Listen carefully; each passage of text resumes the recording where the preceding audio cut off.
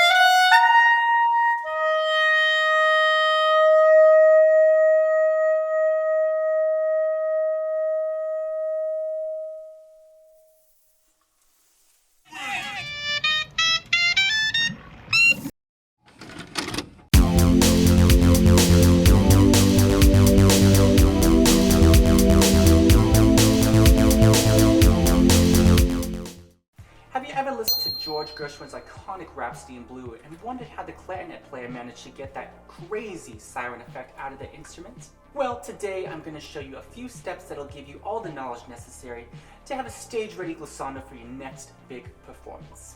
Getting started, there are a few fundamentals that we will need to be able to do in order to make this magical technique possible. As a quick review, to keep the tongue high in the mouth, simply say the word E.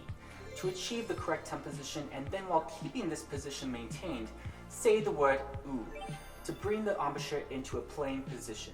It's important to note that we do not want to have excessive movement in the embouchure. So if you are having any issues while learning this technique, be sure to practice in front of a mirror so you can keep an eye on what's happening. Once I'm playing a C6, I'm then going to start to let the tongue drop in the mouth to create the pitch bend. In order to do this, all we need to do is shift the E syllable to an A syllable. If done correctly, you are going to hear a very noticeable pitch bend when the tongue position changes in the given note that you are playing.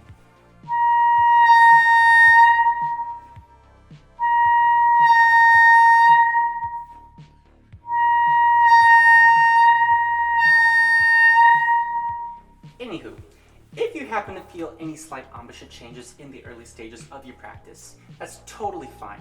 Just keep in mind that you want to make sure that the adjustments are happening from the inside the mouth using only the tongue.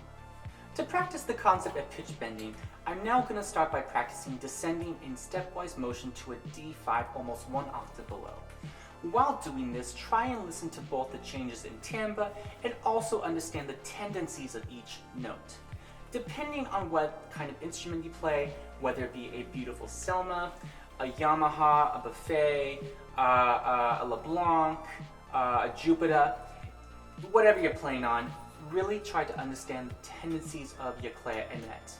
Each note is going to have a different quality, a different resistance, a different flexibility, so when it comes to creating a glissando, sometimes it can be more challenging depending on which note you're coming from and which note you're going to. Understanding that instrument can always be a best first step.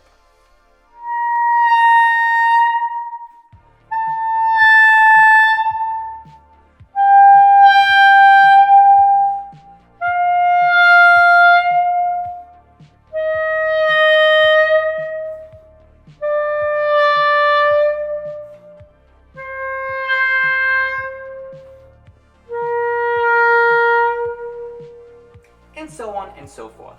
As a general rule of thumb, keep in mind that it does get harder to make the pitch bend the further you get from the upper notes of the clarinet down closer towards the break. I believe that getting to know the tendencies of your instrument, as I mentioned before, paired with a solid fundamental technique will ensure that you are more than ready to play a bitchin' glissando with beauty and with grace. Now with all that set aside, you must be wondering, Dr. Claire, how on earth do I play a damn glissando? To play a damn glissando, we must start with the pitch bend that we just learned. For example, I'm going to start by playing a high C6 just as before, and then play a B5 just below it as the tongue position is lowering. Doing this, I'm going to play the C and then drop the tongue position to an A syllable to bend the pitch down.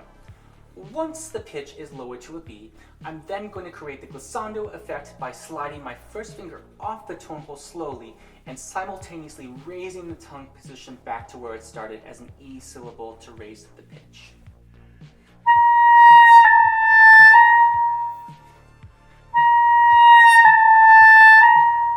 Once you get the hang of this, now try starting on the B5 and gliss up to the C6.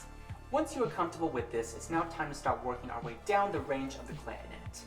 Notice that when I slide my finger off, if my voicing remains in a low tongue position, the pitch is not going to come up to the high C until my tongue position is raised back to where it started. This is especially important to keep in mind for pacing. For example, if you were to be playing this solo from Rhapsody in Blue with an orchestra, you would want to make sure that you are pacing your glissando so that the conductor knows exactly where you're going to resolve on the high note where the rest of the orchestra comes in. To me, being able to pace your glissando is just as important as playing it, so understanding the relationship of the fingers to the tongue position to the air, and so on and so forth, will make sure that you are set up for success. As a reminder, I'm going to play the starting note, bend the pitch down with the voicing, slide the fingers and simultaneously raise the pitch back up with the voicing to create the glissando. As I add more fingers to the instrument, notice that I am sliding the fingers gradually for the glissando. As I add more fingers to the clarinet, I want to make sure that I am sliding them off of the tone hole slowly, one at a time so to say, so that I'm opening the tone holes from the bottom to the top. For me, I found that the best way to slide the fingers off the clarinet is to press the fingers slightly into the tone holes with a little more pressure and then move them slowly away as if you were playing slow motion. If you find yourself having trouble with the finger motion, some of the issues might be related to tension, to pressing down too hard, to moving away too quickly. Sometimes your thumb will come off the back register key as well. If that happens, it's game over.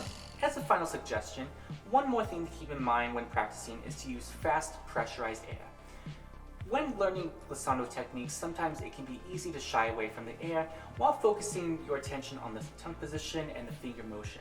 Just remember that without quality air pressure, the glissando will be much more challenging to play with consistency and ease, and you may run into a squeak or feed. Now that we've covered all of our bases, I'm now going to play the glissandos one at a time until I reach the note C5 one octave below. I recommend practicing this sequence of exercises in order to understand the range of finger motion and voicing necessary to create that one octave interval from C5 to C6 as is played in context in Rhapsody in Blue by Gershwin.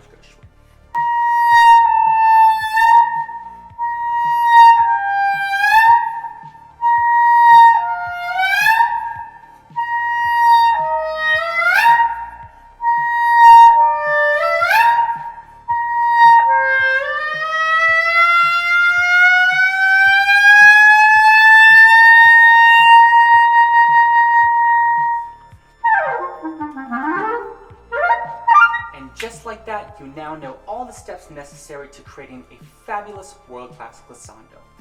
As a final review, first we are going to play the starting note. Secondly, we are going to bend the pitch down using a lower tongue position. And finally, we are going to raise the tongue position back up while simultaneously moving the fingers away from the instrument to create the glissando effect. Looking ahead, I recommend taking your time with this process.